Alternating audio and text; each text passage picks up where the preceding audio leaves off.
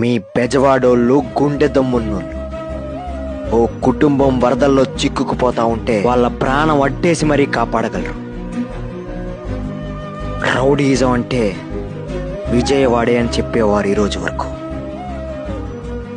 ఆ రౌడీయిజం ముసుగు వెనకున్న మానవత్వం ఎవరికి తెలీదు, కొండపైన దుర్గమ్మకి తప్ప. మీ బెజవాడోళ్ళు గొప్పోళ్ళని చెప్పడానికి సహాయం చేసిన కుర్రోళ్ళు రుజువు, ఆహారం అందించిన సామాన్యులు రుజువు, మీరు కాపాడిన ప్రాణాల రుజువు.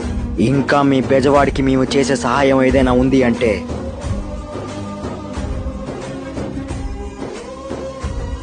అది ఇదే. ఇది మామూలు ట్రెండ్ కాదప్పా, ఇది మీ కష్టం. ఇది ఉత్తి ట్రెండ్ మాత్రమే కాదు, మేమంతా మీకోసం ఉన్నామనే తోడు.